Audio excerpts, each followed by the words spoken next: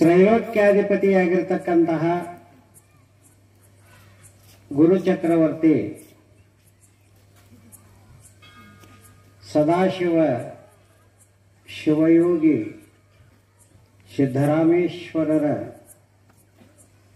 ಚರಣಾರವಿಂದಗಳಿಗೆ ಅನಂತ ಅನಂತ ನಮಸ್ಕಾರಗಳನ್ನು ಸಲ್ಲಿಸುತ್ತಾ, ತತ್ಸ್ವರೂಪರು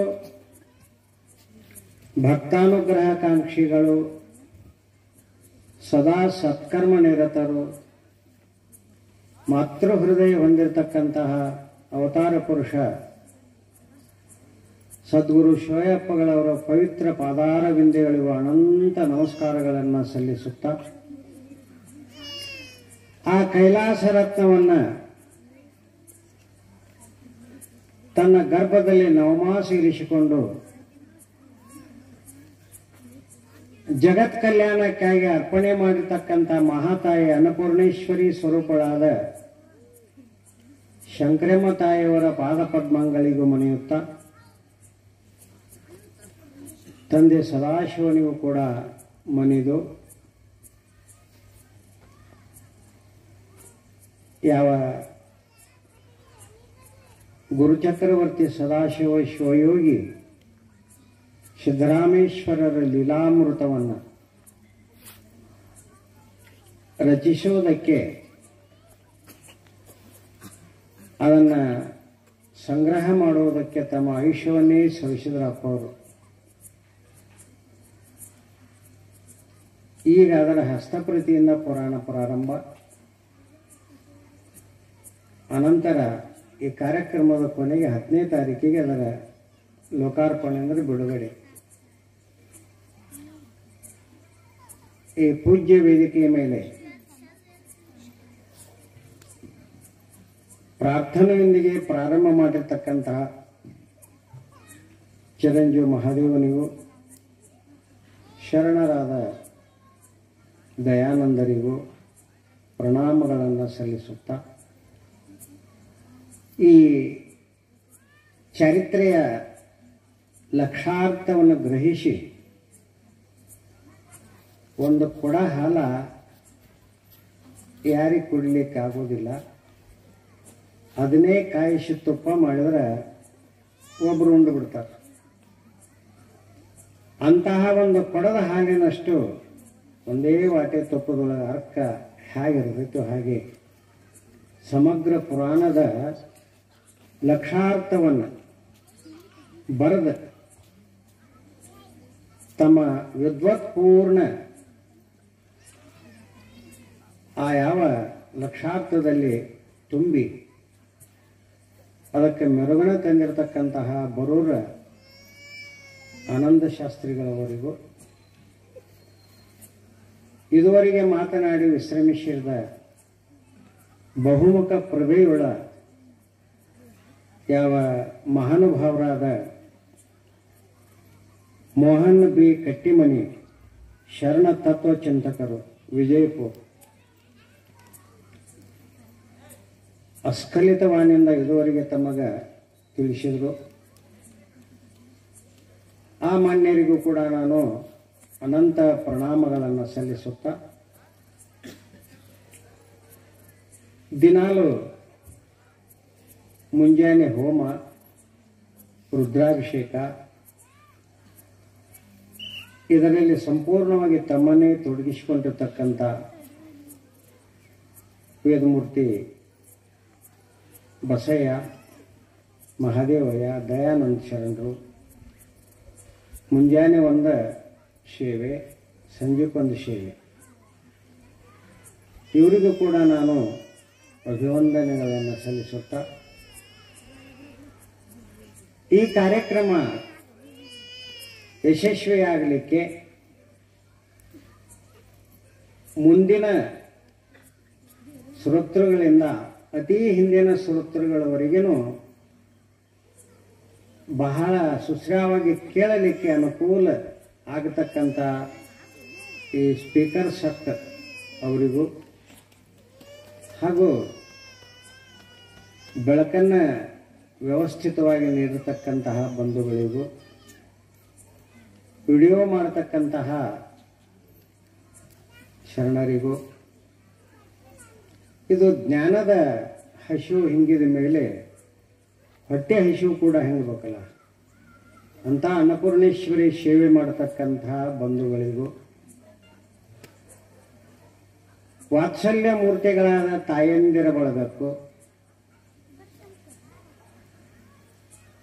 ಮುದ್ದು ಬಾಲಕ ಬಾಲಕಿಯರ ಬಳಗಕ್ಕೂ, ಈ ಕಾರ್ಯಕ್ರಮದಲ್ಲಿ ಪಾಲ್ಗೊಂಡು ಧನ್ಯರಾಗಲು ಬಯಸಿ ಬಂದ ಸಮಸ್ತ ಸ್ವಪರ ಗ್ರಾಮಗಳ ಶರಣರ ಬಳಗಕ್ಕೂ, ಇದಕ್ಕೆ ಬೆನ್ನೆಲುಬಾಗಿ ಸೇವೆಯನ್ನು ಸಲ್ಲಿಸ್ತಕ್ಕಂತಹ ಅಪಾಸ ಪಟ್ಟಣ ಶೆಟ್ಟಿಯವರಿಗೂ, ಗ್ರಂಥದಾನಿಗಳಾಗಿರ್ತಕ್ಕಂಥ ಬಾಬುರಾಯರಿಗೂ, ಇಂಗ್ಲೇಶ್ವರ ಅವರಿಗೂ, ಹಾಗೂ ಗುಡ್ಡೋಡಿಗೆ ನೋಡ್ಬೇಕು ಅವ್ರು ಮಾಡ್ತಕ್ಕಂಥ ಸೇವೆ. ಆಮೇಲೆ ಸುನೀಲ್ ಗೌಡ ಪಾಟೀಲರು ಪುರಾಣದ ಪ್ರಕಟಣೆಗಾಗಿ ದಾನದ ಹಸ್ತ ಚಾಚಿದ್ರು. ಎಲ್ಲ ಮಹನೀಯರನ್ನು ಒಳಗೊಂಡು ಮತ್ತೊಮ್ಮೆ ಮಗದೊಮ್ಮೆ ತಮ್ಮೆಲ್ಲರಿಗೂ ಕೂಡ ನನ್ನ ಅನಂತ ಅನಂತ ಪ್ರಣಾಮಗಳನ್ನು ಸಲ್ಲಿಸುತ್ತಾ ಇವತ್ತಿನ ಸೇವೆಯಲ್ಲಿ ಪಾಲ್ಗೊಳ್ಳೋಣ. ಚರಿತ್ರೆ ಇದು ಶಿವಯಪ್ಪಗಳವರ 48 ವರ್ಷದ ಕನಸು. ಅವರ ವಿದ್ಯಾರ್ಥಿ ಜೀವನವನ್ನು ಬಿಟ್ಟ ನಂತರ ಸೌದಿ ಮಲ್ಲಯ್ಯ ಮುತ್ಯ ಒಂದು ಪುರಾಣ ಬರೆದಿದ್ದ, ಷಣ್ಮುಖ ಸಿದ್ದರಾಮ ವಿಲಾಸ್ ಅಂತ. ಆವಾಗಲೇ ಅಪ್ಪ ಅವರು ಅದನ್ನು ನೋಡಿ ಇದು ಅಪೂರ್ಣ ಆಗೈತಿಲ್ವ ಅಜ್ಜ ಅಂತ ಕೇಳಿದ್ರು. ಏನೋಪ್ಪ ನನಗಿಷ್ಟ ತಿಳಿತು ಬರೆದಿನಿ. ಇಲ್ಲ ಪೂರ್ವ ಚರಿತ್ರೆ ಆಗಿಲ್ಲ, ಯಾವಾಗಲೇ ಅವಾಗಿನ ಸಣ್ಣವರಿದ್ದಾಗ. ಅವ್ರು ಹೋದರು. ಅಂದಿನಿಂದ ಅಪ್ಪವರು ಶಿವಯಪ್ಪ ಅವರು ಎಂದ್ರೆ ವಿದ್ಯಾರ್ಥಿ ದಿಶೆಯನ್ನು ಬಿಟ್ಟ ಬಬಲಾದಿಗಳಿಗಿದ್ದಾಗ ಯಾರ ಮುಪ್ಪಿನವ್ರು ಆವಾಗ ಮುಪ್ಪಾದವ್ರು ಭೇಟಿ ಹಾಕಿರ್ತಾರಲ್ರಿ, ಅವ್ರಿಗೆ ಭೇಟಿ ಆಗೋದು. ಮುತ್ಯ ಸದಾಶಿವ ಮುತ್ಯ ಏನೇನು ಪವಾಡಗಳನ್ನು ಮಾಡ್ಯಾನೋ, ಶಿವಯ್ಯ ಮುತ್ಯ ಏನೇನು ಮಾಡ್ಯಾನೋ, ಚಿಕ್ಕಪ್ಪ ಮುತ್ಯ ಏನು ಮಾಡ್ಯಾನೋ, ಸಿದ್ದರಾಮೇಶ್ವರ ಹೆಂಗೆ ಏನು ಮಾಡ್ಯಾನ, ಈ ರೀತಿಯಾಗಿ ಬರೇ ಸಂಗ್ರಹ ಸಂಗ್ರಹ ಸಂಗ್ರಹ ಸಂಗ್ರಹ. ಅವರು ತಮ್ಮ ಶಕ್ತಿನ ಅನಂತ ಮಠಗಳನ್ನು ನಡೆಸ್ಯಾರು, ಭಕ್ತರನ್ನು ಸೆಳೆವ್ಯಾರು. ಆದರೂ ಇದು ಒಂದು ತೋಳಾದರೆ ಈ ಗ್ರಂಥ ರಚನೆ ಮಾಡಬೇಕು, ಬಬಲಾದಿಯ ಚರಿತ್ರೆ ಇದು ಖಾಯಂ ಉಳಿಬೇಕು ಅಂತ ಚಿಂತನೆ ಮಾಡಿದ್ದ ಒಂದು ತೋಳ ಅವ್ರ ಜೀವನದೊಳಗೆ ಶಿವಯಪ್ಪ. 18ನೇ ಇಸ್ವಿ ಶಿವಾನುಭವಕ್ಕಾಗಿ ನಾನು ಮೇಲಿನ ಮೇಲೆ ಅರಬಾವಿ ಮಠಕ್ಕೆ ಹೋಗ್ತೇನೆ. ಒಂದು ದಿವಸ ಶಿವಾನುಭವ ಮುಗಿತು. ಮರುದಿವಸ ಅಲ್ಲೇ ವಸ್ತಿ ಮಾಡಿ ದಯಾನಂದ ಶರಣರು ನಾವು ಕೂಡ ಇದ್ದೆವು. ಮಹಾದೇವನ ನಮ್ಮ ಕೂಡ ಯಾವತ್ತೂ ಇರತ್ತಾನ. ಮುಂಜಾನೆ ಸ್ನಾನಗಳನ್ನು ತೀರಿಸಿ ಬಂದ ಅಪ್ಪ ಅವ್ರ ದರ್ಶನ ತಗೊಂಡ್ರು. ಅವ್ರ ವಿಶ್ರಾಂತಿ ಕೋಣೆದೊಳಗೆ ಒಂದು ತಾಸು ಕೂತು ಯಪ್ಪ ಇನ್ನು ಅಪ್ಪಣೆ ಕೊಡ್ರಿ ಅಂತ ನಮಸ್ಕಾರ ಮಾಡಿ ಹೊರಟಾಗ ತಾವು ಎದ್ದಿತ್ರಪ್ಪ ಅವರು. ಇಲ್ಲ ನಿಮಗೆ ಇನ್ನೊಂದು ಕೆಲಸ ಮಾಡಬೇಕಾಗೈತಿ ಅಂದರು. ಏನು ಹೇಳ್ರಿಪ್ಪ, ಆಜ್ಞೆ ಮಾಡ್ರಿ ನೀವು ಅಂತ ಕೇಳಿದ ಕೂಡಲೇ ನೀವು ಬಬಲಾದಿ ಪುರಾಣ ಬರಿಬೇಕು ಅಂದ್ರಪ್ಪ ಅವರು. ನಾನು ಸಾಷ್ಟಾಂಗನ ಹಾಕಿದ್ದೀನಿ ರೀ ಮೊದಲು. ಯಪ್ಪ ಬಬಲಾದಿ ಚರಿತ್ರ ಅಂದ್ರೆ ಅದು ಸಾಗರ, ಸಮುದ್ರದು. ನಾ ಗುಂಡದಾಗ ಈಶಾಡಿದವ ಅಲ್ಲೇ, ಅದು ತಳಕ್ಕೆ ಕಾಲು ಹತ್ತಿದಾಗ ಈಶಾಡುವಂಥವ. ಸಾಗರ ಹೆಂಗೆ ಈಶಾಡಲಿ ನಾನು, ಅದು ಹೆಂಗೆ ನನ್ನಿಂದ ಸಾಧ್ಯ? ನನಗೆ ಆಗ ನೆನಪಿಗೆ ಬಂದದ್ದು ಮುದ್ದನ ಮನೋರಮೆಯರ ಸರಸ ಸಲಾಪದೊಂದು ಮಾತು ನೆನಪಿಗೆ ಬಂತು. ಮಳೆ ಹತ್ತಿತ್ತಂತ ಮುದ್ದನ ಹೊರಗಿನಿಂದ ಬಂದಾನು. ಮನೋರಮೆ ಮನ್ಯಾಗ ಕೂತಾಳು. ಏನು ರೀ ತೋರಿಸ್ಕೊಂಡು ಬಂದಿಲ್ಲ ಅಂತ ಅರಿಬೋದು ಎಲ್ಲ ಕೊಟ್ಟಾಳು. ಇಲ್ಲ ಕಾರ್ಯಕ್ರಮ ಹಂಗಿತ್ತು, ಏನು ಹೊತ್ತು ಹೋಗಲ್ದು, ಒಂದು ಏನಾರು ವಾಕ್ಯ ಹೇಳ್ರಿ ಅಂದಾಳಕ್ಕೆ ಮನೋರಮೆ. ಮುದ್ದನ ಸಂಸ್ಕೃತ ಶಬ್ದ ಹೇಳ್ಯಾನ. ಆವಾಗ ಆ ಹೆಣ್ಮಗಳು ಏನು ಅನ್ಬೇಕ್ರಿ, ನೀರು ಇಳಿಯದ ಗಂಟಲ ಒಳಗೆ ಕಡುಬು ತುರುಕಿದಂತಾಯಿತು ಅಂದಳಕ್ಕೆ.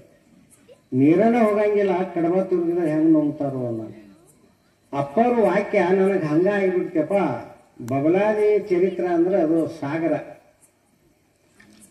ನಾ ಕನ್ನಡಿ ಒಳ್ಳೆಯಕ್ಕೇನು ಪೂರ ಮುಟ್ಟಿಲ್ಲ, ಮಾಸ್ತರ್ ಮುಂದೆ ಹಾಕೋತ್ ಹೋಗ್ಯಾರ ಅಂತ ಇದ್ರೊಳಗೆ ನಾ ಹೆಂಗೆ ರಚನೆ ಮಾಡಲಿ, ಇದು ನನಗೆ ಸಾಧ್ಯ ಐತೇನ ಅಂತ ನಾ ಕೇಳಿದ್ನಪ್ಪ ಅವ್ರನ್ನ. ದಯಾನಂದ ಹಿಂದಿದ್ರು. ನೀ ಹೇಳೋ ಮಾತು ಖರೆ ಐತಿ. ಬಬಲಾದಿ ಚರಿತ್ರ ಅದು ಸಾಗರ, ಮಹಾಸಾಗರ. ಅದಕ್ಕೆ ನೀ ಯಾಕೆ ಅನ್ಸತಿ? ಸದಾಶಿವನ ನಾಮ ಅನ್ನತಕ್ಕಂಥ ಹಡಗತಿ ಅದ್ರಾಗ ಹತ್ತಿ ಬಿದ್ದೆ ತಾನ ದಂಡಿ ಕಾಣಿಸ್ತಾನ ಅದ್ರಪ್ಪ ಅವ್ರು ಅಂತ ಮಾತು ಅಂದ ಕೂಡಲೇ ನಾ ಆಯ್ತ್ರಿಯಪ್ಪ.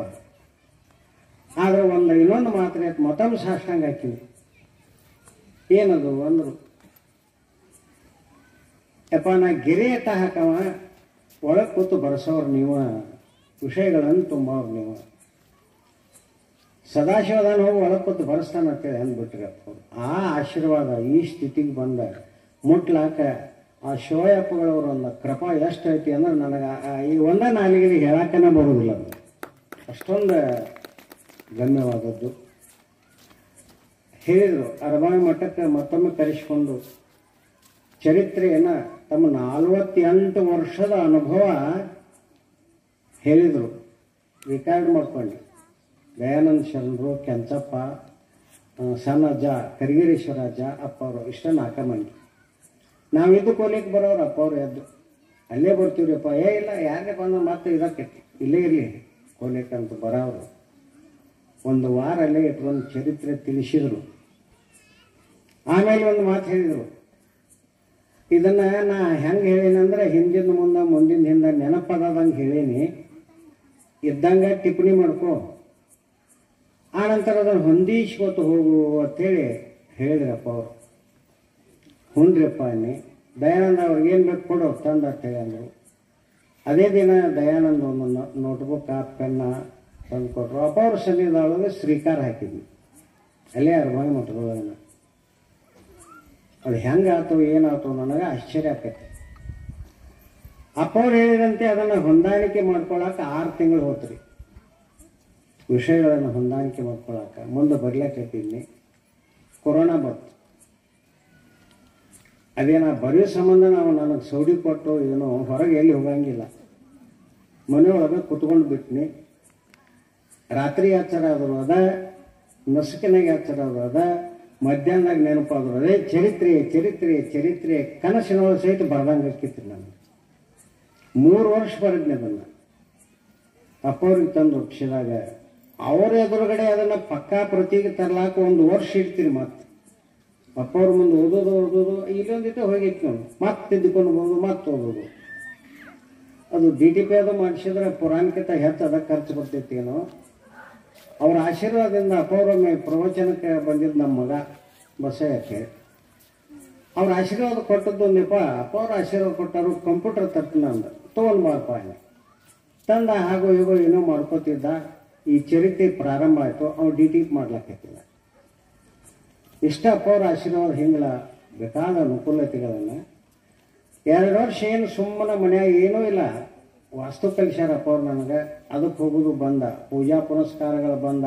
ಮನ್ಯಾಗ ಯಾರೇ ನಗ್ಚಾರಿಕೆ ಆಡ್ತಿದ್ರು. ಏನಪ್ಪ ಕೊರೋನಾ ಬತ್ತು ಮನ್ಯಾಗ ಕೂತ್ರಿ, ದಕ್ಷಿಣ ಏನಿಲ್ಲಲ್ಲ ಆತ ಭಕ್ತ ನಕಲಿ ಆಡ್ತಿದ್ರು. ಹಾಗೆ ವಾಸ್ತು ಸಲುವಾಗಿ ಯಾರ್ಯಾರೇ ಬಂದರು ಮಾಡಿದರು ಅಂಥೇಳಿ ಅಂದ್ರೆ, ಯಪ್ಪ ನಾವು ಹೊರಗೆ ನಿಂದಿರ್ತೀವಿ, ಹೊರಗೆ ಬರೋದಿಲ್ಲ, ಮಾಪ್ ತಗೋರಿ ತೆಗೆದಿದ್ರು ನಕಾಶೆ ನಾವು. ಆ ನಂತರ ಅದನ್ನ ತೊಗೊಂಡು ದಕ್ಷಿಣ ಕೊಟ್ಟು ಹೋಗೋರು. ಅದನ್ನೊಂದು ಡಬ್ಬ್ಯಾಗ ಒಗಿತೀನಿ. ಎಲ್ಲಿ ಹೊರಗೆ ಹೋಗಂಗಿಲ್ಲ, ಖರ್ಚನ ಇರಲಿಲ್ಲ. ಅಪ್ಪವ್ರ ಹತ್ತಿರ ಪ್ರತಿ ತಂದು ಮುಟ್ಟಿಸಿ ಇನ್ನು ಪ್ರಿಂಟಿಗೆ ಹೋಗ್ಲಿಪ್ಪ ಒಂದಿಷ್ಟು ನಾವು ನೀವು ಇದನ್ನು ಮಾಡೋಣ ಅಂತ ಹೇಳಿ ತಿಳ್ಕೊಂಡು 1 ವರ್ಷ ತನ ಪೌರಂತಿಗದಾಗ ಅದನ್ನು ಅಗದಿ ಶುದ್ಧ ಪ್ರತಿ ಮಾಡಿದ್ವಿ. ಶುದ್ಧ ಪ್ರತಿ ಮಾಡಿ ಅದನ್ನು ಪ್ರಿಂಟಿಗೆ ಮತ್ತೆ ಸೇವಾಭಾವದ ಹೊರಗಡಿದ್ದಾರೆ. ಅವೆಲ್ಲ ಮುಂದೆಲ್ಲ ವಿಷಯಗಳು ಬರ್ತಾವೆ. ಮುಂದೆ ಕೊರೋನಾ ಆದ್ಮೇಲೆ ತಿರುಗಾಡಕತ್ತಿದ್ವಲ್ಲ, ಖರ್ಚಿಗೆ ಅದಕ್ಕಿದ್ದಕ್ಕೆ ರೊಕ್ಕ ಬೇಕಾದ್ರು. ಆ ಡಬ್ಬಿ ತೆಗೆದು ಎನಿಸಿಲ್ರಿ, 2 ಲಕ್ಷ ರೂಪಾಯಿ ಆಗಿದ್ದು. ಭಕ್ತರು ನನ್ನ ಕೂಡ ನಕಲಿ ಆಗ್ತಿದ್ದಲ್ಲ, ದಕ್ಷಿಣ ಬಂದಾತಲ್ರಿಪ್ಪ, ಪೂಜಾ ಪುನಸ್ಕಾರ ವಸ್ತು ಎಲ್ಲ ಬಂದಾತ್ಲ ಅಂತ ಅವ್ರು ಹೊರಗಿಂದ ಬಂದು ಹೊರಗೆ ನಿಂತ ಕೊಟ್ಟು ದಕ್ಷಿಣ ಒಂದು ಡಬ್ಬ ಓದುದು ತೆಗೆದ್ರೆ 2 ಲಕ್ಷ ರೂಪಾಯಿ ಆಗಿದ್ರು. ಮತ್ತೆ ಇನ್ನೂ ಏನು ಕೊಡ್ಬೇಕು ಸದಾಶಿವ ಹೇಳಿ ನೋಡು. ಮನ್ಯಾಗ ಪುತ್ರ ಪಗಾರ ಕೊಟ್ಟ, ವಿಚಾರ ಮಾಡಿ. ಆತನ ದಯಾ, ಆತನ ಕರುಣೆ ಬಹಳ ದೊಡ್ಡದೈತಿ. ಅದನ್ನೇ ಹೇಳ್ಕೊತ ಕೂತ್ರು ಒಂದು ವಾರ ಕತ್ತಿ ಬೇಡ ಇರಲಿ. ಅಂತ ಚರಿತ್ರೆಗೆ ಮೊದಲ ಅಪ್ಪವರು ಆಶೀರ್ವಾದ ಮಾಡಿದ್ದು ಏನು ಅಂತ ಕೇಳಿದರೆ, ಈಗ ನನಗೆ ನೆನಪಿದ್ದಿದ್ದು ಹೇಳೀನಪ್ಪ. ಧಾರವಾಡದಿಂದ ಹೇಳಿದ್ರಿ ಅವರು, ಧಾರವಾಡದಿಂದ ಪ್ರಾರಂಭ ಆತವತ್ತ ಅಪ್ಪವರು. ಮುಂದೆ ಬಬಲಾದಿ ಮಠದ ಒಬ್ಬ ಹೆಳವನ್ನ ಕರೆಸಿದೆವು, ತಾಸಗಾಂವಕ್ಕಿದ್ದ. ಅಪ್ಪವ್ರು 3 ವರ್ಷ ಶೋಧ ಮಾಡ್ಯಾರ್ರಿ. ಅವನು ಶಿವಯಪ್ಪ ಅವರು 3 ವರ್ಷ ಶೋಧ ಮಾಡ್ಯಾರ. ಆವಾಗ ಒಬ್ಬ ಹೇಳೋ ಭೇಟಿಯಾದಾಗ, ಏನು ಬಬಲಾದಿಗೆ ಇತಿಹಾಸ ಇದ್ದದ್ದು ಯಾರು ಹೇಳೋದಾಗ ಗೊತ್ತಾಯ್ತೇನೆ. ಹೌದ್ರಪ್ಪ, ನಮ್ಮ ಪಾವಣ್ಯಾನ ಅದಾನು, ಕರ್ಕೊಂಡು ಬಾ ಅಂದಾಗ ಹೇಳು ಬಂದ್ರಿ. ಬಂದು ಅವ ಹೇಳಿದ ಧಾರವಾಡಕ್ಕಿಂತ ಮೊದಲನೇ ಇತಿಹಾಸ ಎಲ್ಲಿ ಅಣೆಗುಂದಿಯಿಂದ ಹೇಳಿದವ, ಹಂಪಿ ಹಿಡಿದುಕೊಂಡು ಅಲ್ಲಿದನ ಮತ್ತು ಪ್ರಾರಂಭ, ಅಲ್ಲಿದೊಂದು ಇತಿಹಾಸ ಪ್ರಾರಂಭ. ಅಪ್ಪ ಅವ್ರು ಹೌದು, ಅವನು ಹೆಳವನ್ನು ಇಟ್ಕೊಂಡು ಅವೆಲ್ಲ ದಫ್ತರ್ಗಳನ್ನು ಫೋಟೋ ಹೊಡಿಸ್ಕೊಂಡು ಅವನ್ನೆಲ್ಲ ಕನ್ನಡದವ್ರು ಬರ್ಕೊಂಡು ಆ ಹೆಳವನಿಗೆ ಸನ್ಮಾನ ಮಾಡಿ ಕಳಿಸಿದ್ರು ಅಪ್ಪ ಅವರು. ಈ ರೀತಿಯಾಗಿ ಅಪ್ಪವರ ಒಂದು ಶ್ರಮ ನಿಮ್ಮ ಮುಂದೆ ಹೇಳ್ತೇನೆ, ಅದು ನನಗೆ ಹೇಳಲಿಕ್ಕೆ ಅಸಾಧ್ಯ. ಅವರ ಒಂದು ಈ ದಯದಿಂದ, ಅವರ ಒಂದು ಶ್ರಮದಿಂದ ಒಂದು ಮಹಾನ್ ಚರಿತ್ರೆ ಉಳ್ಳಂತಹ ಎಲ್ಲರೂ ಅವತಾರಿಗಳು, ಒಬ್ಬ ಮಠಕ್ಕೆ ಒಬ್ಬ ಅಧಿಕಾರಿ ಆಗ್ತಾನೋ ಒಂದು ಅವತಾರ ಮುಗಿತ, ಅಲ್ಲಿಗೆ ಆ ಪುರಾಣ ಮುಗಿತು. ಆದರೆ ಇಲ್ಲಿ ಬಬಲಾದಿ ಅನ್ನೊಂದು ವಿಶಿಷ್ಟತೆ ಏನು ಅಂತ ಕೇಳಿದರೆ, ಬಬಲಾದಿ ಚರಿತ್ರೆಯೊಳಗೆ ಯಾರು ಬರ್ತಾರೆ ಎಲ್ಲರೂ ಪವಾಡ ಪುರುಷರ್ರಿ, ಎಲ್ಲರೂ ಅವತಾರಿಗಳ. ಒಬ್ಬರದ ಇಬ್ಬರದ ತಗೊಳ್ಳುವಂಥದ್ದು ಇದ ಇಲ್ಲ, ಎಲ್ಲರೂ ಅವರೇ ಅದ. ಇಂತಹ ಒಂದು ಮಹಾನ್ ಚರಿತ್ರೆಯನ್ನು ಅಪ್ಪವರು ಕಷ್ಟಪಟ್ಟು ತಮ್ಮ ಆಯುಷ್ಯದ ಅರ್ಧ ಭಾಗವನ್ನೇ ಇದಕ್ಕೆ ತೊಡಗಿಸಿ ಈ ಪುಣ್ಯಮಯವಾಗಿರ್ತಕ್ಕಂಥ ಚರಿತ್ರೆಯನ್ನು ರಚನೆ ಮಾಡಿಸ್ಯಾರಲ್ಲ. ಅಪ್ಪವರಿಗೆ ಎಷ್ಟು ಕೋಟಿ ನಮಸ್ಕಾರ ಮಾಡಿದ್ರು ಅದು ಕಡಿಮೆನ ಐತಿ. ಅಂತಹ ಮಹಾನುಭಾವರಿಗೆ ಈ ಯಾವ ಒಂದು ಚರಿತ್ರೆ ಇಲ್ಲೂ ನಡೆಸ್ಪ ಇನ್ನು ಕತ್ನಾಳಿ ಒಳಗು ಅಂತ ಹೇಳ್ಯಾರ. ಅದಕ್ಕೆ ಆಯ್ತ್ರಿಪ್ಪ. ಇನ್ನು ಇದರ ಉದ್ಘಾಟನೆಯಲ್ಲಿ ನಾವು ಹೊರಭಾವಿ ಒಳಗೆ ಅಂಥೇಳಿ ಮಾತಾಡಿದ್ದೀವಿ ರೀ ಅಪ್ಪವರು ನಾವು ಎಲ್ಲರೂ. ಒಂದು ಸಲ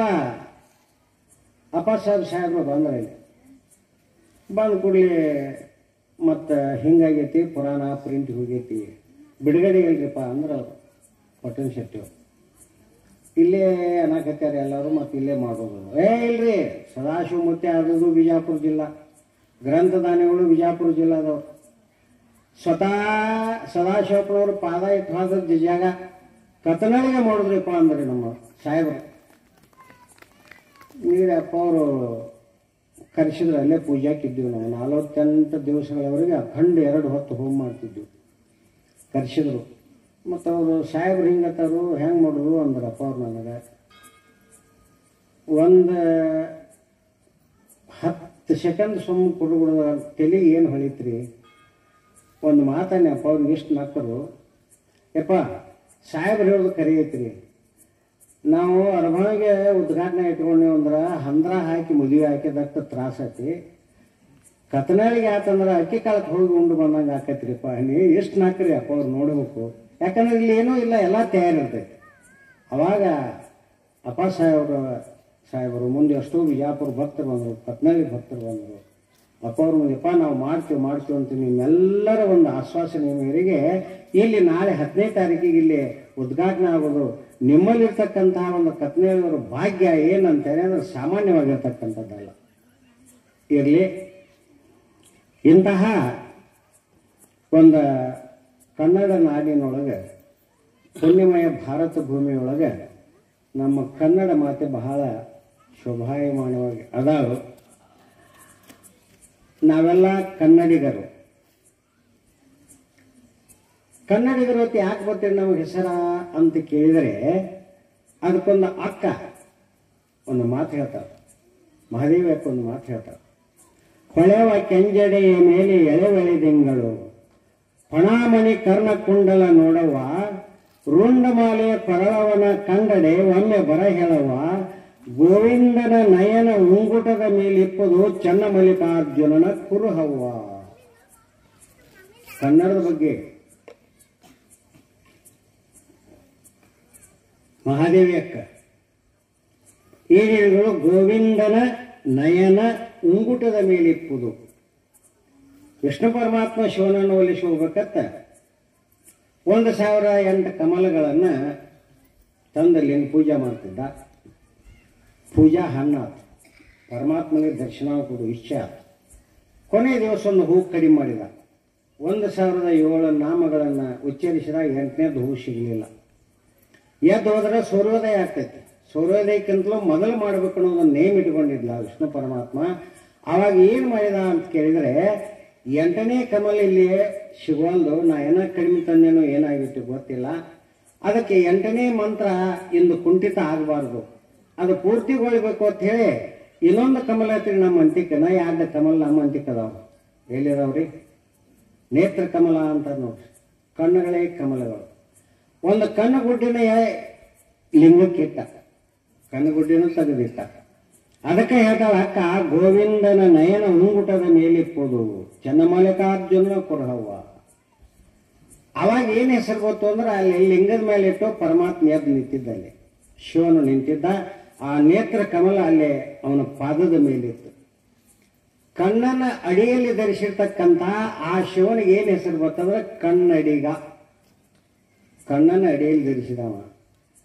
ಹಾಗ ಕರ್ನಾಟಕದಲ್ಲಿ ಕನ್ನಡ ಭೂಮಿಯಲ್ಲಿರ್ತಕ್ಕಂಥವರೆಲ್ಲ ಕನ್ನಡಿಗರಂದ್ರೆ ಶಿವನ ವಂಶಸ್ಥರು ಅಂತ ಹೇಳಿ ಅಂದಂಗ ಇಂಥ ಪುಣ್ಯಭೂಯ ಕನ್ನಡದ ನೆಲದಲ್ಲಿ ಐತಿಹಾಸಿಕ ಹೌದು, ಪುಣ್ಯಸ್ಥಳ ಹೌದು. ಈ ವಿಜಯಪುರದ ಒಂದು ಸೀಮೆ ಬಹಳ ದೊಡ್ಡದಿದು. ವಿಜಯಪುರದ ಸೀಮೆಯೊಳಗೆ ಡೋಣಿ ನದಿ ಅಂಥೇಳಿ ಎಲ್ಲರೂ ನಿಮ್ಗೆ ಗೊತ್ತು, ನಿಮ್ಗೆ ಸಮೀಪನೂ ಐತೆ, ನಿಮ್ಗೆ ಹತ್ತಿರನೂ ಐತೆ. ಆ ಡೋಣಿ ನದಿಯ ದಂಡೆ ಮೇಲೆ ಬಬಲೇಶ್ವರದಿಂದ ದಾಟಿ ಹೋದ್ಮೇಲೆ ಆ ಡೋಣಿ ನದಿ ದಂಡೆ ಮೇಲೆ ಒಂದು 5 ಹಳ್ಳಿ ಇದ್ದು ರೀ. 5 ಊರುಗಳು, ಅವಕ್ಕೆ ಹೇಳೋ ಏನೇನು ಹೆಸರು ಹೇಳ್ಯಾನು. ಆಮೇಲೆ ಆ ಉಸ್ಕಿನ ಮೇಲೆ ಒಂದು ದಿಬ್ಬ, ಹೊಲಕ್ಕೆ ಇದಕ್ಕೆ ಬರ್ಲಾಕ ಹೋಗ್ಲಾಕ ಅನುಕೂಲ ಆಕತಿ ಅಂತ ಕೆಲವೊಂದು ಮಂದಿ ಅಲ್ಲೇ ಗುಡಿಸಲ ಹಾಕಿದ್ರು. ಬರ್ಬರ್ತಾ ಮನೆ ತಯಾರಾದವು. ಒಂದು 100-120 ಮನೆ ತಯಾರಾದವು. ಮನೆಗಳು ಯಾವಾಗ ತಯಾರಾದವು ಅವಾಗ ಆ ಊರಿಗೆ ಏನು ಹೆಸರ? 5 ಹಳ್ಳಿಗಳಿದ್ದು, 5 ಹಳ್ಳಿಗೆ ಒಂದೊಂದು ಹೆಸರಿದ್ದು. ಆ 5 ಹಳ್ಳಿ ಒಳಗೆ ಇದು 6ನೇ ಹಳ್ಳಿ ಅಂತ ಇದಕ್ಕೆ ಆರವಾಡ ಅಂತ ಹೆಸರು ಬಂತು. ಅದು ಆರವಾಡ. ಅಲ್ಲಿ ಮನೆಗಳಾದ ನಂತರ ಎಲ್ಲಿ ಊರಾಗ್ತೈತಿ ಅಲ್ಲಿ ಒಂದು ಗುಡಿ ಬೇಕು, ಮಠ ಬೇಕು. ಯಾಕಂದ್ರೆ ಶಿವನ ಕುರುಹನ್ನ ಗುಡಿಯಲ್ಲಿ ಇಟ್ಟಿರ್ತಾರೋ, ಆ ಕುರುಹಿನ ಅರವನ್ನು ಗುರು ಕೊಡ್ತಾನೆ ಮಠದೊಳಗೆ. ಗುಡಿ ಹಾಗೂ ಮಠ ಅನೋನ್ಯ ಸಂಬಂಧ ಐತಿ. ಅವಾಗ ಅಲ್ಲಿ ಒಬ್ಬರು ಸ್ವಾಮಿಗಳು ಯಾವ ಆರವಾಡದವರು, ಅವ್ರು ಯಾರು ಅಂತ ಕೇಳಿದ್ರೆ ಶಿವದೇವ ಶಿವದೇವಿ ಅಂತ ತಿಳ್ಕೊಂಡು ಇಬ್ಬರಿಗೂ ಒಂದೇ ಹೆಸರು, ಶಿವದೇವ ಶಿವದೇವಿ. ಅವರಷ್ಟೇ ಸಣ್ಣ ಹಳ್ಳಿಯೊಳಗೆ ಭಕ್ತರಿಗೆ ಏನೇನೋ ಒಂದು ಮುಹೂರ್ತನೋ ನೀತಿ ವಾಕ್ಯನೋ ಹೇಳ್ತಾ ಹೇಳ್ತಾ ಇರ್ತಿದ್ರು. ಅಂತಹ ಸಂದರ್ಭದೊಳಗೆ ಏನಾಯ್ತು ಅಂತ ಕೇಳಿದ್ರೆ ಉಜ್ಜಯಿನಿಯ ಜಗದ್ಗುರುಗಳಾಗಿರ್ತಕ್ಕಂಥ ಮರುಳಾರಾಧ್ಯರು ಆ ಕಡೆಯಿಂದ ಈ ಕಡೆ ಸಂಚಾರಕ್ಕೆ ಬರ್ತಾರೆ. ಬಂದ ವಿಜಯಪುರದ ಒಂದು ಬ್ರಾಹ್ಮಣ ಮಠದೊಳಗೆ ಅವ್ರು ಇರ್ತಾರೆ ಜಗದ್ಗುರುಗಳು. ಅವಾಗೆಲ್ಲ ಜನ ಭಕ್ತಿಯಿಂದ ಹೋಗೋದು, ದರ್ಶನ ತಗೊಳ್ಳೋದು, ಮಾಡೋದು, ಇಷ್ಟೆಲ್ಲ ಮಾಡುವಾಗ ಇಲ್ಲಿ ಶಿವದೇವರಿಗೆ ಗೊತ್ತಾಕೈತೆ ವಿಜಯಪುರಕ್ಕೆ ಜಗದ್ಗುರುಗಳು ಬಂದಾರು. ಕೆಲವೊಂದು ಮುಖಂಡರನ್ನ ಕರ್ಕೊಂಡು ಏನಿಪ್ಪ ಮತ್ತು ಜಗದ್ಗುರುಗಳು ಸಮೀಪದೊಳಗೆ ಬಂದಾರು, ನಮ್ಮ ಊರಿಗೆ ಅಷ್ಟು ಪಾದ ಹಾಕಿದ್ರೆ ನಮ್ಮ ಊರು ಪಾವನ ಆಗ್ತೈತಿ, ಮತ್ತು ಹೆಂಗೆ ಮಾಡೋನು ಅಂತ ಕೇಳ್ತಾರೆ. ಯಾರೋ ಶಿವದೇವ್ ಏನ್ರಿಪ್ಪ ಅಂಥವ್ರು ಬಂದ್ರಂದ್ರೆ ನಮ್ಮ ಊರು ಪಾವನ ಆಕತಿ, ನೆಲ ಪಾವನ ಆಕತಿ, ಒಳ್ಳೆ ನಡ್ರಿಪ್ಪ ಅಂಥೇಳಿ ಅಂದ್ರೆ ಗಾಡಿಗಳು ಹೊಡ್ಕೊಂಡು ವಿಜಯಪುರಕ್ಕೆ ಬಂದರು. ಬ್ರಹ್ಮಣ ಮಠಕ್ಕೆ ಹೋಗ್ತಾರೋ. ಅದೇ ಜಗದ್ಗುರುಗಳು ಪ್ರವಚನ ಮುಗಿಸಿ ಸ್ನಾನ ಪೂಜಾ ಮಾಡಬೇಕಂತ ಅನ್ನೋದ್ರೊಳಗೆ ಹೋಗಿ ಈ ಯಾವ ಆರವಾಡದ ಹಿರಿಯರು ಮತ್ತು ಶಿವದೇವರು ಹೋಗಿ ಪಾದಕ್ಕೆ ನಮಸ್ಕಾರ ಮಾಡಿದರು, ಮಾಲೆ ಹಾಕಿದರು, ಸನ್ಮಾನ ಮಾಡಿದರು. ಏನಪ್ಪ ಶಿವದೇವರ ಆರಾಮದಿನ ಅಂತ ಕೇಳ್ತಾರೆ ಜಗದ್ಗುರುಗಳು, ಯಾಕಂದ್ರೆ ಮೊದಲನೇ ಇರೋದು ವಹಿವಾಟ. ಅಂತಹ ಸಂದರ್ಭದೊಳಗೆ ಶಿವದೇವರು ಒಂದಿಷ್ಟ ಕೂತ, ಬುದ್ಧಿ ನಮ್ಮದೊಂದು ಅಹವಾಲವನ್ನು ಸ್ವೀಕಾರ ಮಾಡಬೇಕು, ಆಮಂತ್ರಣ ಸ್ವೀಕಾರ ಮಾಡಬೇಕು. ಏನದು ಅಂತ ಕೇಳ್ತಾರೆ ಜಗದ್ಗುರುಗಳು. ಏನಿಲ್ಲ, ನಮ್ಮ ಬಹಳ ಪುಟ್ಟ ಹಳ್ಳಿ, ಬಹಳ ಸಣ್ಣ ಊರು ಆರವಾಡ ಅಂತ ತಿಳ್ಕೊಂಡು ಅಲ್ಲಿ ತಮ್ಮ ಪಾದ ಹಾಕಿ ನಮ್ಮ ಊರು ಪಾವನ ಮಾಡಬೇಕ್ರಿ ಅಂತ ಅವ್ರು ಕೇಳ್ಕೊತಾರೆ. ಜಗದ್ಗುರುಗಳಂದ್ರು ಸಣ್ಣದಿರಲಿ ದೊಡ್ಡದಿರಲಿ, ಭಕ್ತಿ ಭಾಳ ದೊಡ್ಡದಲ್ಲಪ್ಪ. ಊರು ಸಣ್ಣದಿರಲಿ ದೊಡ್ಡದಿರಲಿ, ಮನೆ ನೋಡ ಬಡವರು ಎಷ್ಟು ಚಂದ ಹೇಳ್ತಾರೆ ಬಸವಣ್ಣವರು. ಮನೆ ನೋಡ, ಮನೆ ಭಾಳ ಚಿಕ್ಕದು, ಅದರ ಮನಸ್ಸು ದೊಡ್ಡದಲ್ಲ. ಅದಕ್ಕಾಗಿ ನಾವು ಒಪ್ಕೋತೀವಿ ಅಂಥೇಳಿ ಸ್ವೀಕಾರ ಮಾಡಿದ್ದೀರಿ ಆಮಂತ್ರಣ. ಒಂದು ದಿವಸ ನಿಗದಿ ಆಯಿತು. ಆ ದಿವಸ ಜಗದ್ಗುರುಗಳ ಕರ್ಕೊಂಡು ಬಂದರು. ಊರೊಳಗೆ ಉತ್ಸವ ಆಯಿತು. ಆವಾಗ ಶಿವದೇವಿ ಮಠದವರು ಏನು ಮಾಡ್ತಿದ್ದಂದ್ರೆ, ಆ ಗುರುಗಳಿಗೆ ಅವರ ಪರಿವಾರಕ್ಕೆ ನಾನೇ ಅಡುಗೆ ಮಾಡ್ತೀನೋ ಅಂತ 4 ಮಂದಿ ಹೆಣ್ಮಕ್ಳನ್ನ ಕರ್ಕೊಂಡು ಅವರ ಅಡುಗೆ ಒಂದು ಕೆಲಸ ತಾವು ಒಪ್ಪಿಸ್ಕೊಂಡ್ರು. ಆ ಗುರುಗಳ ಒಂದು ಸೇವೆಯನ್ನು ಇವರು ಶಿವದೇವರು ಭಕ್ತರು ಒಪ್ಪಿಸ್ಕೊಂಡ್ರು. ಏನೇನು ಅನುಕೂಲತೆ ಬೇಕು ಎಲ್ಲ ಆಯ್ತು. 2 ದಿವಸ ನಿಂತು ಹೋಗ್ತೇನೆ ಅಂದಂತಹ ಯಾವ ಜಗದ್ಗುರುಗಳು 8 ದಿವಸ ನಿಂತರಿ. ಅಷ್ಟು ಸಣ್ಣ ಹಳ್ಳಿತಾರೆ. ಆ ಭಕ್ತರ ಪ್ರೀತಿಗಾಗಿ ಅವ್ರ ಹೋಗೋಣ ಆಗಲಿಲ್ಲ. ಅಂತಹ ಸಂದರ್ಭದೊಳಗೆ ಅವರು ಹಿರಿಯರನ್ನ ಕೇಳ್ತಾರೆ, ಶಿವದೇವರು ಮತ್ತು ಹಿಂಗೆ ಓಡಾಡ್ತಾರೆ, ಅವ್ರ ಮನ್ಯಾಗ ಹುಡುಗರು ಕಾಣೋದಿಲ್ಲಲ್ಲ ಅಂತ ಕೇಳ್ತಾರೆ. ಆವಾಗ ಹಿರಿಯರು, ಇಲ್ರಿಯಪ್ಪ ಏನೋ ಅಪ್ಪಗಳಿಗೆ ಮಕ್ಕಳಾಗಿಲ್ಲ ಅಂತ ಹೇಳ್ತಾರೆ. ಹೇಳಿದಾಗ ಇನ್ನು ನಾಳೆ ಹೋಗೋದು, ಇವತ್ತು ನಂತರ ವಿಶೇಷ ಪೂಜೆ ಒಳಗೆ ಅಪ್ಪವ್ರು ಕೂತಿದ್ರು, ಶಿವದೇವರು ಕೈ ಮುಕ್ಕೊಂಡು ನಿಂತಿದ್ರು. ಮಂಗಲದೊಳಗೆ ಆ ಶಿವದೇವಿ ಗುರುತಾಯಿ ಬಂದು ಆರತಿ ಇಟ್ಕೊಂಡು ನಿಂತರು. ಮಂಗಲ ಆಯ್ತು, ಪಾದಪೂಜೆ ಆಯ್ತು, ಮಂಗಲ ಆಯ್ತು. ಆನಂತರ ಇನ್ನು ಪ್ರಸಾದಕ್ಕೆ ಅನಿ ಆಗೋದ್ರೊಳಗೆ, ಅಮ್ಮ ಇಲ್ಲಿ ಬಾ ಅಂದರು ಜಗದ್ಗುರುಗಳು. ಅಲ್ಲೇ ಗದ್ದಿಗೆ ಮೇಲೆ ಕೂತ್ರು.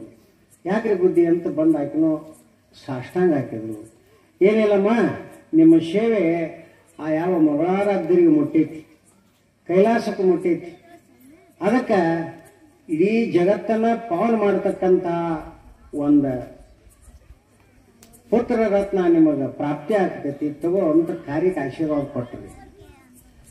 ಆ ಕಾರ್ಯಕ್ಕೆ ಆಶೀರ್ವಾದ ಕೊಟ್ಟಾಗ ತಾಯಿಗೆ ಬಹಳ ಆನಂದ ಆಯ್ತು. ಅನಂತರ ಕಾರ್ಯಕ್ರಮ ಮುಗಿತು, ಪ್ರಸಾದ ಆಯ್ತು. ಮರುದಿವಸ ಗುರುಗಳು ಹೊರಟು ಹೋದರು.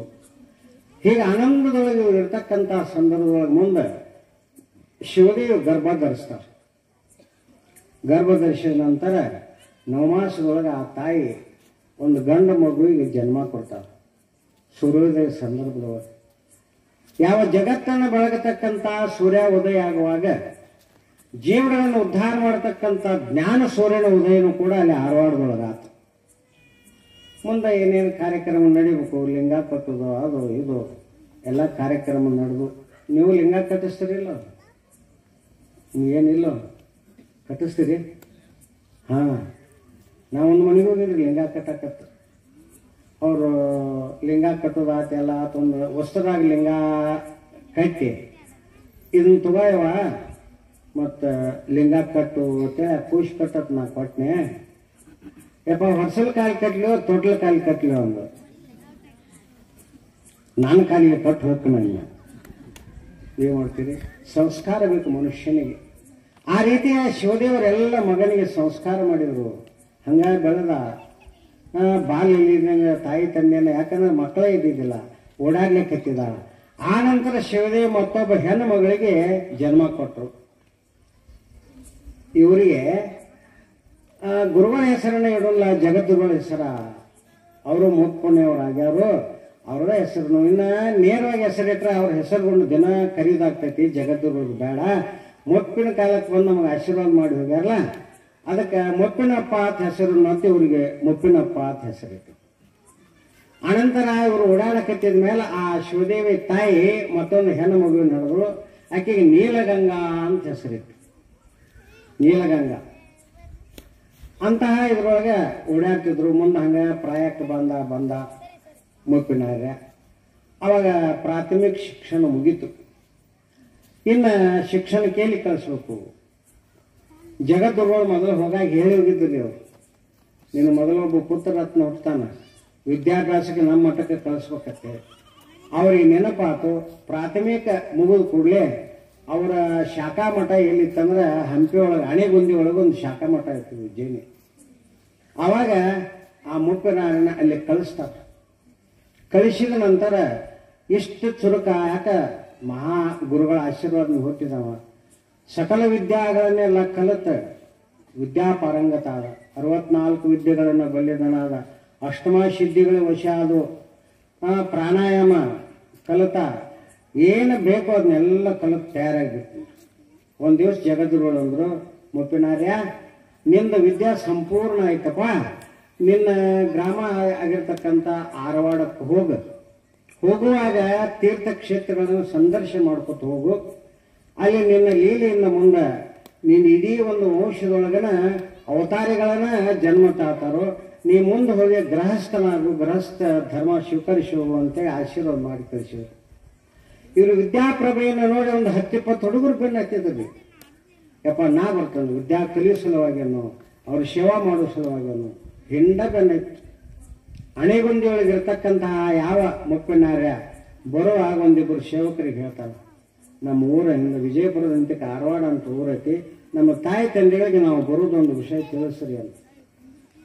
ಅವಾಗ ಅವರು ಬೇರೆ ಮಾರ್ಗ ಹಿಡ್ಕೊಂಡು ಬಂದು ಇಲ್ಲಿ ಬಂದು ತಿಳಿಸ್ತಾರೋ. ತಾವಾಗ ಕ್ಷೇತ್ರಗಳನ್ನು ತಿರುಗಾಡ್ಕೋತ ಎಲ್ಲಿ ಹೋಗ್ತಾರಂದ್ರೆ ಸೊನ್ನಲಾಪುರಕ್ಕೆ ಹೋಗ್ತಾರೆ. ಅಲ್ಲಿ ಕರ್ಮಯೋಗಿ ಹಾಗೂ ಜ್ಞಾನಯೋಗಿ ಆಗಿರ್ತಕ್ಕಂತಹ ಚಿಕ್ಕ ವಯಸ್ಸಿನಲ್ಲಿ ಶಿವನ ಪ್ರತ್ಯಕ್ಷ ರೂಪ ದರ್ಶನ ಪಡೆದಿರತಕ್ಕಂತಹ ಸಿದ್ದರಾಮೇಶ್ವರ ಕ್ಷೇತ್ರವನ್ನು ನೋಡಿದರು. ಎಲ್ಲಿ ಆರವಾಡಕ್ಕೆ ಬಂದು ಇಬ್ಬರು ಸೇವಕರು ಹೇಳಿದ್ರು, ಸೋಲಾಪುರಕ್ಕೆ ಹೋಗಿ ಈ ಕಡೆ ಊರಿಗೆ ಬರ್ತನಂದಾರೆ ಅಪ್ಪಗಳು ಅಂತ ಅವ್ರು ಹೇಳಿದ್ರು. ಅವಾಗ ನೀಲಗಂಗಾ ಏನಂದ್ರು, ಅಪ್ಪ ಬಹಳ ದಿವಸ ಆತ ಅಣ್ಣನ್ ನೋಡಿಲ್ಲ, ಸೋಲಾಪುರ ನೋಡಿದಂಗಾತು, ಅಣ್ಣನ್ ನೋಡಿದಂಗಾತು, ಕರ್ಕೊಂಡು ಬಂದಂಗಾತು, ನಾನು ಹೋಗ್ತೀನಿ ಅಂದಲೈತಿ. ಅಂದಾಗ ಆಯ್ತಮ್ಮ ಅಂತ ತಿಳ್ಕೊಂಡು 1-2 ಗಾಡಿ ಹೂಡಿ ಆ ಗಾಡಿ ಒಳಗೆಲ್ಲ ವ್ಯವಸ್ಥೆ ಮಾಡಿ ನೀಲಗಂಗಾನ 4 ಮಂದಿ ಹೆಣ್ಮಕ್ಳನ್ನ ಗಂಡ್ಮಕ್ಳನ್ನ ಕಳಿಸ್ಕೊಡ್ತಾರೆ. ಅಲ್ಲಿ ಸಿದ್ದರಾಮೇಶ್ವರರ ಕ್ಷೇತ್ರದ ತಂಗಿ ಅಣ್ಣ ಭಕ್ತರು ಎಲ್ಲ ಕೂಡ್ತಾರೋ. ಇವ್ರು ಹಿಮಾಲ ಬಂದಿರತಕ್ಕಂಥ 10-20 ಮಂದಿ ಭಕ್ತರು ಅವರೆಲ್ಲ ಆ ಸಿದ್ದರಾಮೇಶ್ವರನಿಗೆ ಮುಪ್ಪಿನಾರ್ಯ ತಾರೋ, ಅಪ್ಪ ನೀನು ಶಿವನ ಕುಮಾರ, ಚಿಕ್ಕ ವಯಸ್ಸಿನಲ್ಲಿ ನಿನಗೆ ಶಿವನ ದರ್ಶನ ಆಗೈತಿ, ಕರ್ಮಯೋಗಿ ಹೌದು, ಜ್ಞಾನಯೋಗಿನೂ ಹೌದು, ಶೂನ್ಯ ಪೀಠಾಧಿಪತಿಯಾಗಿರ್ತಕ್ಕಂತಹ ಪ್ರಭುದೇವರ ಹಸ್ತಿಕನೂ ಹೌದು, ಚನ್ನಬಸವಣ್ಣವರಿಂದ ಅನುಗ್ರಹ ಪಡೆದಂತಕ್ಕ ಮಹಾ ಧೀರ ಪುರುಷ ಹೌದು, ನೀನೇ ನಮ್ಮ ದೇವರು ಅಂತ ಹೇಳಿ ತಿಳ್ಕೊಂಡು ನಮಸ್ಕಾರ ಮಾಡಿ ತಂಗಿ ಭಕ್ತರು ಎಲ್ಲ ಕೂಡಿ ಬರುವಾಗ ಭೀಮಾ ನದಿ ಬರ್ತೈತಿ. ಆ ಭೀಮಾ ನದಿ ದಂಡೆಯೊಳಗೆ ಆ ಭೀಮಾ ನದಿಯನ್ನು ಪೂಜೆ ಮಾಡಿ ಎಲ್ಲರೂ ಹೊಳಿ ದಾಟಿ ವಿಶಾಲವಾಗಿರ್ತಕ್ಕಂಥ ವಿಜಯಪುರ ಜಿಲ್ಲೆಯ ಈ ಕ್ಷೇತ್ರಕ್ಕೆ ಬಂದ ತಮ್ಮ ಗ್ರಾಮವಾಗಿರ್ತಕ್ಕಂಥ ಆರವಾಡಕ್ಕೆ ಬರ್ತಾರೆ. ಅಲ್ಲಿ ಊರ ಜನರೆಲ್ಲ ನಮ್ಮ ಗುರುಗಳ ಮಗ ಬಹಳ ವಿದ್ಯಾವಂತನಾಗಿ ಬಂದಾನು, ಅವನು ಸ್ವಾಗತ ಮಾಡ್ಬೇಕಂತ ಊರ ಹೊರಗಿನ ತುಂಬಿದ ಕೂಡ ಆರತಿಗಳನ್ನು ಬಾಜಾ ಭಜಂತ್ರಿಗಳನ್ನು ತಗೊಂಡು ಸ್ವಾಗತ ಮಾಡಿ ಊರೆಲ್ಲ ಸುತ್ತ ಹಾಕಿ ಮಠಕ್ಕೆ ಕರ್ಕೊಂಡು ಹೋಗ್ತಾರೆ. ಅವರ ಒಂದು ವಿದ್ಯಾ ಎಂಥದ್ದಿತ್ತು, ಅವರ ಯೋಗ ಸಾಧನೆ ಎಂಥದ್ದಿತ್ತು ಅಂದ್ರೆ ನಿಮಗೆ ಕೇಳಿದ್ರೆ ವಿಚಿತ್ರ ಆಗ್ತೈತಿ. ಎಂಥ ಯೋಗಿಗಳಾಗಿದ್ರು ಅಂತ ಹೇಳಿ ಕೇಳಿದರೆ ಮುಪ್ಪಿನಾರ್ಯರು ದಿನಾಲು ಪ್ರಾತಃ ಕಾಲದಲ್ಲಿ ಹೇಳ್ತಿದ್ರು. ಅಂದ್ರೆ ಪ್ರಾತಃ ಕಾಲ ಅಂದ್ರೆ ಸಾಧಾರಣ 3 ನಂತರ 4, 5, 6 ತನ 3 ಗಂಟೆಗೆ ಎದ್ದು ಸ್ನಾನ ಮಾಡಿಕೊಂಡು ತಮ್ಮ ಒಂದು ಯೋಗ ಶಕ್ತಿಯಿಂದ ದಿನಾಲು ಕಾಶಿ ಕ್ಷೇತ್ರಕ್ಕೆ ಹೋಗ್ತಿದ್ರಿ. ದಿನಾಲು ಹೋಗ್ತಿದ್ರಂತೆ. ಅಲ್ಲಿ ಕಾಶಿ ವಿಶ್ವನಾಥನ ದರ್ಶನ ತಗೊಂಡು 6 ಗಂಟೆಗೆ ಇಲ್ಲಿ ಬರಬೇಕು, 3 ತಾಸಿನಾಗ ಹೋಗಿ ಬರ್ತಿದ್ರೆ ಅವ್ರ ಯೋಗ ಶಕ್ತಿ ಅಂತ ಇರಬೇಕು. ವಿಚಾರ ಮಾಡ್ತೀವಿ. ಅವಾಗ ಇವರು ಭಕ್ತಿ ಹಂಗ ನಡೀತು. ಒಮ್ಮೆ ವಿಶ್ವನಾಥನ ಗುಡಿ ಒಳಗೆ ಆ ವಿಶ್ವನಾಥನ ನೋಡ್ಕೋತ ಧ್ಯಾನಕ್ಕೆ ಕೂತ್ಬಿಟ್ಟಾರು. ವೃತ್ತಿ ಅಂತರ್ಮುಖ ಆಗೈತಿ. ವಿಶ್ವನಾಥನ ಪ್ರಚಿತಿ ಒಳಗೆ ಬಂದಾನ. ಅವ್ರೇನು ಅಂತರ್ಮುಖ ವೃತ್ತಿ ಇತ್ತೋ ಅವಾಗ ವಿಶ್ವನಾಥನ ಬಂದು ಮುಪ್ಪಿನಾರ್ಯ, ಇನ್ನು ನನ್ನ ಸಲುವಾಗಿ ಕಾಶಿಗೆ ಬಂದು ಶ್ರಮ ಪಡಬೇಡಪ್ಪ, ನೀ ಇದ್ದಲ್ಲಿ ನಾ ಬರ್ತನು ಅಂತೇಳಿ ಭಾಷೆ ಕೊಟ್ಟರು. ನೀ ಎಲ್ಲಿದೀವೋ ಅಲ್ಲಿ ನಾ ಬರ್ತನಂತ ಭಾಷೆ ಕೊಟ್ಟ ವಿಶ್ವನಾಥ. ಪಕ್ಕನ ಕಣ್ ತೆರೆದು ಎಲ್ಲ ವಿಶ್ವನಾಥ್ ಹೀಗಂದಲ್ಲ ಅಂತೇಳಿ ತಿಳ್ಕೊಂಡು ಊರಿಗೆ ಬಂದರು. ಬಂದ ನಂತರ ಹೆಂಗೆ ಬರ್ತಾನೋ ಏನು ಮಾಡ್ತಾನೋ ಅಂಥೇಳಿ ಇದು ಆ ಧಾರವಾಡದ ಒಂದು ಉಸ್ಕಿನ ದಿಬ್ಬಿನ ಮೇಲೆ ಸ್ವಚ್ಛ ಪ್ರದೇಶ, ಅಲ್ಲಿ ಹೋಗಿ ದಿನಾಲು ಇವರು ಧ್ಯಾನ ಮಾಡ್ತಿದ್ರು, ದಿನಾಲು ಹೋಗಿ ಅಲ್ಲಿ ಅನುಷ್ಠಾನ ಮಾಡ್ತಿದ್ರು. ಆವಾಗ ಊರ ಜನ ಮುಪ್ಪಿನಪ್ಪನವ್ರು ಇಲ್ಲೇ ದಿನ ಧ್ಯಾನ ಮಾಡ್ತಾರೆ, ಯಾರೋ ಹೊಲಸು ಮಾಡಬೇಡ್ರಿ ಅಂತ ಆ ಜಾಗ ಸ್ವಚ್ಛಾಗಿ ಇಟ್ಟುಬಿಟ್ಟಿದ್ರು, ಕನ್ನಡಿಗತೆ ಕಾಣಿಸ್ತು. ಅವಾಗ ಇವ್ರಿಗೆ ಎಚ್ಚರ ಆತು, ಮೂರಕ್ಕೆ ಸ್ನಾನ ಮಾಡಿದ್ರು, ಇನ್ನು ಕಾಶಿಗೆ ಹೋಗ್ಬೇಕಂತ ವಿಚಾರ ಮಾಡಿದ್ರೊಳಗೆ ನಮ್ಮ ಮಾತು ನೆನಪಾತು. ಓಹೋ, ವಿಶ್ವನಾಥನ ನೀ ಇದ್ದಲ್ಲಿ ಬರ್ತಾನ ಅಂತೇಳಿ ಹೇಳನು. ಮತ್ತು ಅವ ಭಾಷೆ ಕೊಟ್ಟಂದ್ರೆ ಶಿವ ಹೆಂಗೆ ತಪ್ತಾನು, ಇವತ್ತು ಕಾಶಿಗೆ ಹೋಗೋದು ಸುಳ್ಳು ಆತ್ಲ ಅಂತ ಹಳಸಿ ಹೋತ ಆ ವಿಶಾಲವಾಗಿರ್ತಕ್ಕಂಥ ಆ ಜಾಗಕ್ಕೆ ಹೋಗ್ತಾರೆ. ಏನು ಅನುಷ್ಠಾನ ಮಾಡ್ತಿದ್ರು ನೋಡ್ರಿ, ಅಲ್ಲಿ ಹೋದ್ರು. ಇವ್ರ ಜೊತೆಗೆ 4-6 ಮಂದಿ ಇರೋವ್ರಿ. ಹೆಂಗೆ ಅಲ್ಲಿ ಹೋದಾಗ ಇನ್ನೂ ಕಾಶಿಗೆ ಹೋಗೋದು 3 ಗಂಟೆ ಸುಮಾರು ನಬ್ಬಿತ್ತು. ಇಲ್ಲೇ ಹೋದ್ರೆ ಅದೇ ಜಾಗಕ್ಕೆ ಹೋಗೋದ್ರೊಳಗೆ ಆ ಉಸ್ಕಿನ ದಿಬ್ಬದ ಮೇಲೆ ಏನೋ ಒಂದು ವಸ್ತು ಕಾಣಕ್ಕೆ ಸಮೀಪಕ್ಕೆ ಹೋಗಿ ನೋಡ್ತಾರೆ ಎಲ್ಲರೂ. ಅಲ್ಲಿ ಒಂದು ಲಿಂಗ ಉದ್ಭವವಾಗಿ ನಿಂತು ಬಿಟ್ಟಿತ್ತು. ಸ್ವತಃ ಒಂದು ಲಿಂಗವೇ ಉದ್ಭವವಾಗಿ ನಿಂತು ಬಿಟ್ಟಿತ್ತು. ಅವಾಗ ಆನಂದ ಆಗ್ತದೆ, ಓಹೋ ನಿನ್ನೆ ವಿಶ್ವನಾಥ ನನಗೆ ಹೇಳ್ಯಾನ ನಾ ಇದ್ದಲ್ಲಿಗೆ ಬರ್ತಾನಪ್ಪ ಅಂಥೇಳಿ. ಅವ ಹೇಳಿದಂತೆ ಭಾಷೆ ಕೊಟ್ಟಂತೆ ಇಲ್ಲಿ ಬಂದಲ್ಲ ಅಂತ ಹೇಳಿ ತಿಳ್ಕೊಂಡು ಆನಂದ ಆಗಿಬಿಟ್ಟು. ನುಡಿದರೆ ಲಿಂಗ ಮೆಚ್ಚಿ ಅಹುದಹುದೆನಬೇಕು, ಲಿಂಗೈನ ಮೆಚ್ಚಿ ನಮ್ಮ ಮಾತೆ ಹೌದನ್ಬೇಕು, ಅಂತಹ ಮಾತುಗಳು. ಅದಕ್ಕಾಗಿ ಮುಂದೆ ಅವ್ರು ಬಹಳ ಆನಂದದೊಳಗೆ ಅದಕ್ಕೊಂದು ನೆಲೆ ಮಾಡಿದರು, ಚಾಟ್ ಮಾಡಿದರು. ಮುಂದೆ ಅದೇ ಸ್ಥಾನದೊಳಗೆ ಗುಡಿ ಕಟ್ತಾರೆ. ಗುಡಿ ಕಟ್ಟಿ ಲಿಂಗೈನ ಪ್ರತಿಷ್ಠಾಪನೆ ಮಾಡಿ ಹೇಳ್ತಾರೆ ಅವರು, ನೋಡ್ರಿ ಕಾಶಿ ವಿಶ್ವನಾಥನೇ ಈ ಆರವಾಡದ ಈಶ್ವರಲಿಂಗ, ನಾ ಈ ಮಾತು ಸಾರಿ ಸಾರಿ ಸಾರಿ ಸಾರಿ ಹೇಳ್ತೇನೆ ಅಂತೇಳಿ ಏನಂದ್ರು. ಅವಾಗ ಆ ಊರಿಗೆ ಆರವಾಡ ಹೋಗಿ ಸಾರವಾಡ ಅಂತ ಹೆಸರು ಬಂತು. ಆ ಊರಿಗೆ ಆರವಾಡ ಹತ್ತಿದ್ರಲ್ರಿ. ಮುಪ್ಪಿನಪ್ಪನವರು ಆ ಕಾಶಿಯ ಲಿಂಗವೇ ವಿಶ್ವನಾಥನೇ ಇಲ್ಲಿ ಬಂದ ಆರವಾಡದ ಈಶ್ವರಲಿಂಗ ಹೌದು ಅಂತ ನಾ ಸಾರಿ ಹೇಳ್ತೇನೆ ಅನ್ನೋದಕ್ಕೆ ಅಲ್ಲಿ ಸಾರವಾಡ ಅಂತ ಹೆಸರು ಬಂತು. ಅದು ವಿಜಯಪುರದೊಳಗೊಂದು ಕಲ್ಲು ಐತ್ರಿ. ಅದನ್ನ ನಮ್ಮ ಈ ತಾಳಪತ್ರ ಶೋಧ ಮಾಡಿರ್ತಕ್ಕಂಥ ಕಲ್ಯಾಣಿ ಸರ್ ಅಂತ ಹೇಳಿ ತಿಳ್ಕೊಂಡು ಅದ್ರ ಫೋಟೋ ತಕೊಂಡು ಬಂದಿದ್ರು. ಏನೈತಿ, ವಿಜಯಪುರದ ಸನೇಹ ಸಾರವಾಡದಲ್ಲಿ ಸ್ವಯಂಭೂಲಿಂಗ ಅಂತ ಹಿಂಗೊಂದು ಶಿಲಾಶಾಸನ ಐತಿ ಇಲ್ಲಿ ವಿಜಯಪುರ. ಆ ಶಾಸನ ಯಾವಾಗ ಅವರು ಏನೋ ನೋಡಿ ವಿಚಾರ ಮಾಡಿ ಈ ರೀತಿಯಾಗಿ ಮುಪ್ಪಿನಪ್ಪನವರು ಈ ಯಾವ ಆರವಾಡವನ್ನು ಸಾರವಾಡವನ್ನಾಗಿ ಮಾಡಿದರು. ಅನಂತರ ಮುಂದೆ ಕೆಲವೊಂದು ದಿವಸಕ್ಕೆ ಗೃಹಸ್ಥ ಧರ್ಮವನ್ನು ಸ್ವೀಕಾರ ಮಾಡ್ತಾರೋ. ಆ ಗೃಹಸ್ಥ ಧರ್ಮ ಸ್ವೀಕಾರ ಮಾಡಿದಾಗ ಅವರ ಆ ಶಿವದೇವಿಯರ ಆನಂದದೊಳಗೆ ಮುಪ್ಪಿನ ಕಾಲಕ್ಕೆ ನಮ್ಮ ಮಗ ಮತ್ತೆ ಲಗ್ನ ಆದ, ಮಹಾಯೋಗಿನೂ ಅದಾನೋ, ಈತನು ಸಂಸಾರ ಯೋಗಿ ಆದ ಅಂತ ಆನಂದದೊಳಗೆ ಮಗನ ಒಂದು ಲೀಲೆಗಳನ್ನು ನೋಡ್ತಾ ಇರುವಾಗ ಆ ಯಾವ ಮುಪ್ಪಿನಪ್ಪನವರಿಗೆ ಯಾರು ಅಂತ ಕೇಳಿದರೆ ಸಿದ್ದರಾಮೇಶ್ವರ ಅಂತೇಳಿ ಒಬ್ಬ ಗಂಡ ಮಗ ಹುಟ್ಟಿದ. ಆ ಸಿದ್ದರಾಮೇಶ್ವರನಿಂದ ವೀರಭದ್ರಯ್ಯ, ಹಂಪಯ್ಯ ಅಂತೇಳಿ ತಿಳ್ಕೊಂಡು ಮಕ್ಕಳು ಹುಟ್ಟಿದ್ರು. ಹೀಗೆ ಸದಾಶಿವ ಅಂತ ಅವರ ಮರಿಮೊಮ್ಮಗ ಹುಟ್ಟಿದ. ಮರಿಮಕ್ಕಳ ತನ ನೋಡ್ತಾರೆ ಅವ್ರು ಯಾರೋ ಶಿವದೇವಿ. ಅನಂತರ ಅವ್ರೇನ ಆ ಸದಾಶಿವಪ್ಪನವ್ರು ಏನು ಬಂದ್ರು, ಆ ನಂತರ ಅಲ್ಲಿ ಮತ್ತಿಬ್ಬರು ಹುಡ್ತಾರೆ. ಇದು ವಂಶವೃಕ್ಷ ಬಹಳ ದೊಡ್ಡದೈತಿ, ಸಮಯ ಆಗೈತಿ. ಅದಕ್ಕೆ ನಾಳಿನ ದಿವಸ ಎಲ್ಲರೂ ಬೇಗನೆ, ಇವತ್ತೇನೋ ಒಂದಿಷ್ಟ ತಡ ಆಗೈತಿ ಆಗೊಂದಕ್ಕೆ, ನಾಳಿನ ದಿವಸ ಬೇಗನೆ ಎಲ್ಲರೂ 7:30 ಗಂಟೆಗೆ ಬರಬೇಕು. ಪುರಾಣ ನಡೀತೈತಿ, ಆನಂತರ ಲಕ್ಷಾರ್ಥ ನಡೀತೈತಿ. ಈ ರೀತಿಯಾಗಿರ್ತಕ್ಕಂಥ ಈ ಚರಿತ್ರೆ ಕೇಳುವವರಿಗೆ ಹೇಳುವವರಿಗೆ ಕೇಳಿದ್ದನ್ನು ಯಾರು ಮುಂದೆ ಹೋಗಿ ಹೇಳ್ತಿರಲ್ಲ ಅವರೆಲ್ಲರಿಗೂ ಪುಣ್ಯ ಸಿಗ್ತೈತಿ. ಆನಂತರ ಆ ಯಾವ ಸದಾಶಿವನ ಆಶೀರ್ವಾದ ಸಿಗ್ತೈತಿ. ಅದಕ್ಕಾಗಿ ಎಲ್ಲರೂ ಇದೊಂದು ವರ್ಷ 8ಕ್ಕೇನೋ ಬರ್ತಿದ್ದೀರ ಅಂತ ಹೇಳ್ತಿದ್ರು, 7:30ಗೇನೋ ಬರ್ರಿ. ದೊಡ್ಡ ಪುರಾಣ 48 ಅಧ್ಯಾಯಗಳನ್ನು ಬರ್ಸ್ಯಾರ ಅಪ್ಪ ಅವರು. 48 ಅಧ್ಯಾಯಗಳಾಗ್ಬೇಕಾದ್ರೆ ಚಂಕೇರಿಯಾಗ 3 ವರ್ಷ ಆತ್ರಿ. ಇದಕ್ಕೆ 3ನೇ ವರ್ಷ ನಡೀತೈತಿ, ಅಂದಾಗ ಮುಗಿತೈತಿ. ಇದು 15 ದಿವಸದಾಗ ಮುಗಿಬೇಕಂದ್ರೆ ಹೆಂಗೆ ಮಾಡ್ಬೇಕು? 5-6 ಎಕರೆ ಹೊಲ ಮಳೆಯಾಗಿದ್ದಿಲ್ಲತ್ತ ಒಂದು ಮಳೆ ಆತ. ತಮ್ಮ ಬಿತ್ತು ನೋಡು ಅಂದಪ್ಪ ಅನಂತಲೇ ಹೊಲಕ್ಕೆ ಹೋಗಿ ಬರ್ತೀನಂತ ಮಗ ಹೊಲಕ್ಕೆ ಹೋದ. ಹಸೂರು ಎದ್ದು ಬಿಟ್ಟಿತ್ರಿ, ಹೊಲ ತುಂಬ ಹೊಲ. ಯಪ್ಪ ಹಿಂಗೆ ಬಿತ್ತಿದ್ರೆ ನಮ್ಮ ಜ್ವಾಳ ಬರೋದಿಲ್ಲ ಅಂದ. ಮತ್ತೆ ಹೆಂಗೆ ಮಾಡೋದು? 4-5 ಕೂರಿ ಹೊಲ ರೀ. ಹೊರಗಳು ಹೋದ, ಹುಡುಗು ಹಂಗಿದ್ದ, ಹೊರಗಳು ಹಂಗಿದ್ದು. ಹೂಡಿ 2 ತರ ಮ್ಯಾಲ ಕೈ ನಿಂತ್ಬಿಟ್ಟು 5 ಕೂರಿ ಹೊಲ ಆಗುತ್ತಾನ ಹರಿಕೊಂಡು ಬಂದ. ಜಾಗದಾಗ ಹತ್ತಿತ್ತು, ಜಾಗದಾಗ ಹರಿತ್ತು, ಜಾಗದಾಗ ಹತ್ತಿತ್ತು, ಸಿರಕ್ ಹರಿತ್ತು. ಹಂಗೆ 3 ವರ್ಷ ನಡೆಯುವ ಪುರಾಣ 15 ದಿವಸ ಮುಗಿಬೇಕಂದ್ರೆ ಒಂದು ವಿಷಯ ಬತ್ತು, ಒಂದಿಲ್ಲ. ಅವ್ರ ರೈತರ ಮಗ ಹರಿಗಿದಂಗೆ ಹಾಕತ್ತೀರಿ. ಆದರೂ ಪ್ರಯತ್ನ ಪಟ್ಟ ಅಪ್ಪವರ ಆಶೀರ್ವಾದದಿಂದ ಅವರ ಇಚ್ಛೆಯಂತೆ 15 ದಿವಸ ಒಳಗನೆ ಈ ಚರಿತ್ರೆ ಪೂರ್ಣ ಮುಗಿಯುವಂತೆ ಹೇಳುವ ಪ್ರಯತ್ನ ಮಾಡೋಣ. ಅದಕ್ಕೆ ತಾವೆಲ್ಲರೂ ಬಂದು ಸ್ವಲ್ಪ ಸಮಯ ಹೆಚ್ಚು ಕಡಿಮೆ ಆಗೋಲ್ಲಕ್ಕ ತಾಳ್ಮೆಯಿಂದ ಕುಳಿತುಕೊಂಡು ಜೀವನ ಉದ್ಧಾರವನ್ನ, ವಂಶ ಉದ್ಧಾರ ಮಾಡತಕ್ಕಂಥ ಈ ಬಬಲಾದಿ ಪುರಾಣ ಕೇಳಿ ಎಲ್ಲರೂ ಧನ್ಯರಾಗ್ತೀರಿ ಅಂತ ಹೇಳ್ತಾ ನನ್ನ ವಾಗರೂಪ ಪುಷ್ಪವನ್ನು ಗುರುಚರಣ ಕರಗಿಸಿ ಮುಗಿಸ್ತನು. ಜೈ ಮಂಗಲಂ, ಜೈ ನಮ ಪಾರ್ವತಿಪತಿ ಹರ ಹರ.